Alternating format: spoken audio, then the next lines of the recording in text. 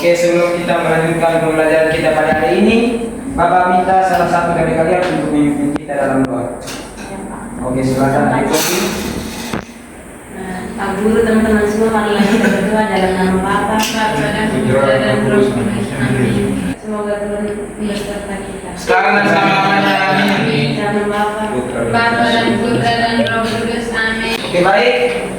Sebelum kita mulai pembelajaran kita pada hari ini, Bapak mau absen dulu. Kira-kira di hari ada yang tidak hadir kan? Ada. Kira-kira siapa-siapa saja? Linus, Anton, Leki, Boat. Oh, oke. Anis. Bapak absen dulu ya. Yohanes kau berarti ada Pak. Betul, tidak Pak. Dion Octavian Ibria ada Pak. Rolita Maneha Hadir, Pak. Oke, baik. Oke, jadi baik, tema kita pada hari ini adalah Yesus mengutus Roh Kudus. Jadi di sini Bapak mau tanya dulu, kira-kira kenapa Tuhan Yesus mengutus Roh Kudus kepada para muridnya? Ada mungkin yang tahu? Oke, silakan Adik. Ini waktu ini Yesus mengutus ini Roh Kudus untuk murid-murid itu karena mereka sedang dalam ketakutan, jadi Yesus mengutus ini Roh Kudus untuk menerangi hati dan pikiran mereka supaya mereka jangan takut untuk mengorbankan kasih Tuhan. Oke, betul sekali. Tadi Adik Yohan angkat tangan. Sudah sama Pak. Mungkin masih ada lagi yang ingin menambahkan? Adik Dion mungkin?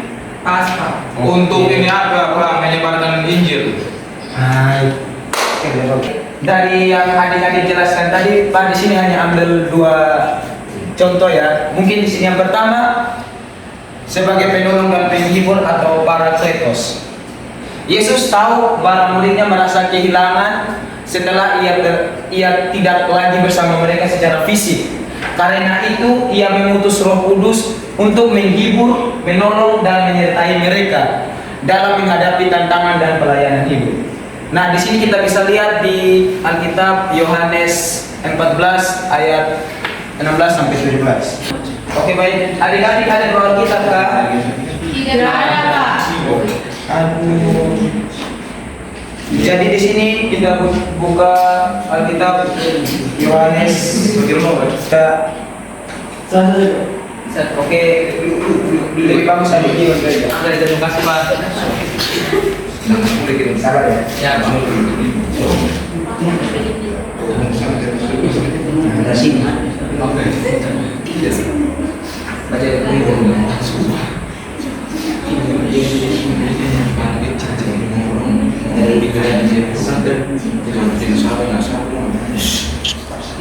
Yesus menjanjikan penolong. Aku akan minta kepada Bapa dan Ia akan memberikan kepadamu seorang penolong yang lain supaya Ia menyertai kamu selama-lamanya, yaitu Roh kebenaran. Dunia tidak dapat menerima Dia sebab dunia tidak melihat Dia dan tidak mengenal Dia. Namun kamu mengenal Dia sebab Ia menyertai kamu dan akan tinggal di dalam kamu. Oke, baik, terima kasih Adik Dion. Terima kasih Pak. Nah, dari yang Adik Dion jelaskan tadi kita bisa melihat bahwa Yesus telah menjanjikan mereka Roh Kudus sebelum Yesus meninggal. Oke, yang kedua untuk memberi kekuatan dan keberanian. Roh Kudus memberi kuasa dan keberanian kepada para. Yang kedua itu memberi kekuatan dan keberanian. Roh Kudus memberi kuasa dan keberanian kepada para murid supaya mereka bisa menjadi saksi Kristus di seluruh dunia. Tanpa Roh Kudus mereka akan takut dan bingung. Tetapi setelah Roh Kudus turun pada hari Pentakosta, mereka menjadi berani dan penuh dengan kuasa. Nah, di sini ada pada kitab Kisah Para Rasul. Mungkin Bapak minta salah satu adik untuk membawa. Silakan adik. Iya.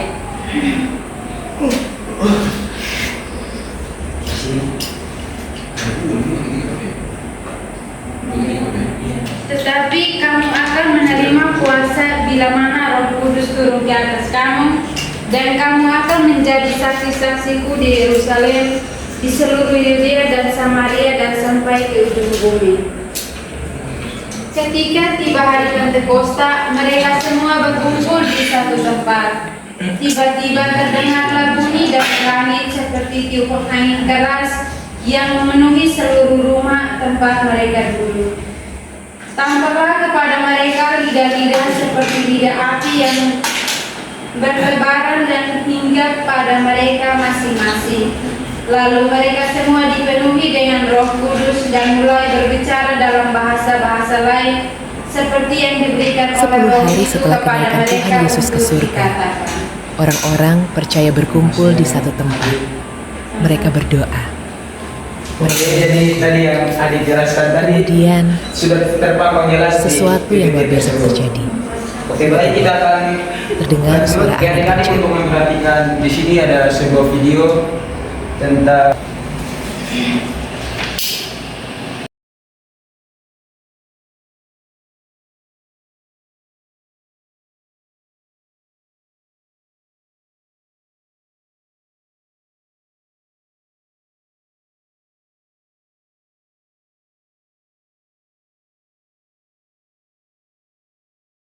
jadi dari video yang kita lihat tadi kita bisa tahu bahwa para murid Yesus itu sangat takut ketika Yesus meninggalkan mereka, dan mereka takut ketika orang-orang Yahudi masuk dan menangkap mereka.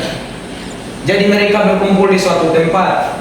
Nah, ketika Roh Kudus turun atas mereka, mereka mulai berani mewartakan Injil dan berani memberitakan firman Tuhan. Oke, yang berikut ada peran Roh Kudus dalam kehidupan para rasul.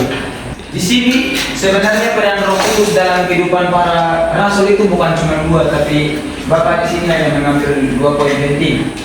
Yang pertama itu memberi kekuatan dan keberanian. Bapak minta salah satu dari adik untuk membacakan. Mungkin adik Kosmi, silakan baca yang poin pertama. Poin pertama, memberi kekuatan dan keberanian. Sebelum Pentakosta, para rasul itu takut, bahkan Petrus sampai menyangkal Yesus. Tapi setelah Roh Kudus turun, mereka jadi berani bersaksi tentang Yesus di depan umum, walaupun diancam dan dianiaya. Jadi Roh Kudus kasih kuasa dan keberanian rohani. Terima kasih adik Kosmi. Yang berikut ada memberi karunia dan mujizat. Mungkin adik Rodi bisa membacanya. Poin kedua, memberi karunia dan mujizat. Roh Kudus juga kasih karunia rohani seperti berbahasa roh, nubuatan, penyembuhan dan mujizat, supaya Injil makin dipercaya banyak orang. Kisah para Rasul bab 3 ayat 1-10, waktu Petrus menyembuhkan orang lumpuh. Jadi tadi kan adik Roli ada bilang kisah para rasul toh. Jadi adik Roli maju untuk baca ya.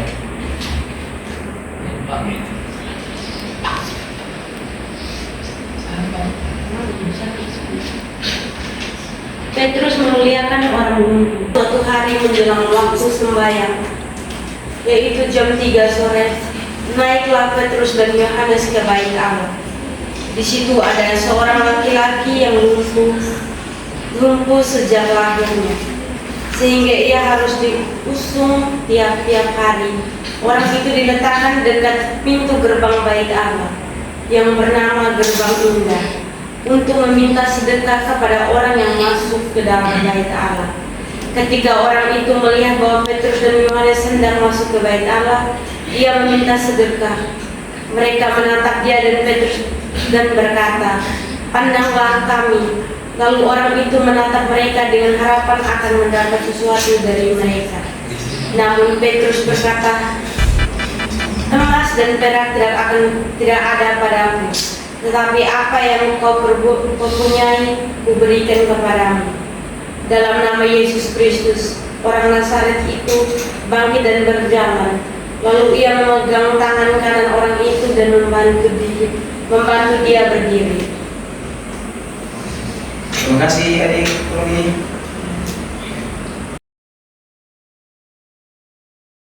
Sudah Kak. Oke, baik, silakan adik untuk membacakan poin penting dari kitab tersebut tadi.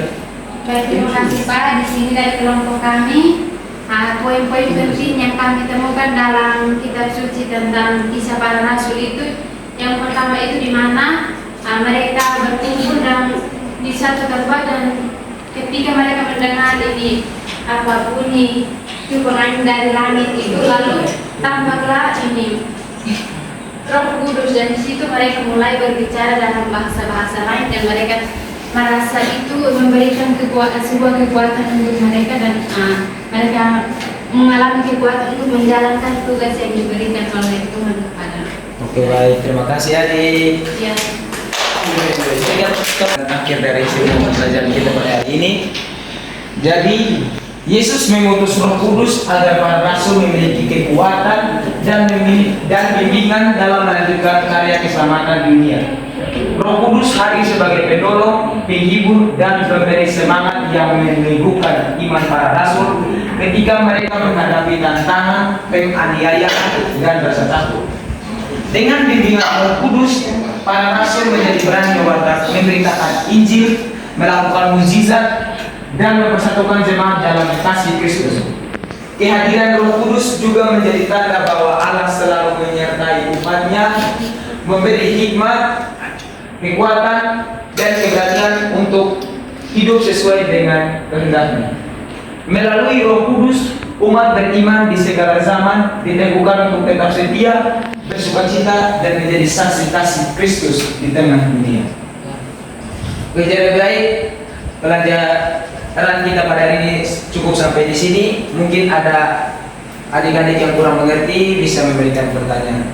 Saya Adik-adik yang masih kurang mengerti dengan pembelajaran hari ini bisa. Sudah pas, Pak. Pas. Oke, baik, terima kasih. Jadi pembelajaran kita cukup sampai di sini. Bapak minta salah satu untuk memimpin kita dalam doa. Yohan ke? Adik Yohan. Ayo, senang. Siapkan hati dan batin kita untuk berdoa dalam nama Bapa Bapa dan Putra dan Roh Kudus. Amin. demi Kristus Tuhan kami. Amin. Nama Bapa. Bapa dan Putra dan Roh Kudus. Amin. Terima kasih adik Pak. Selamat salat. Oke, untuk hari ini tugas belum ada. Jadi karena hari ini yang bawa kitab cuma satu orang saja, minggu depan bisa bawa kitab. Adik-adik bisa kok. Bisa, Pak. Terima kasih. Sama-sama. Selamat siang semua. Siang.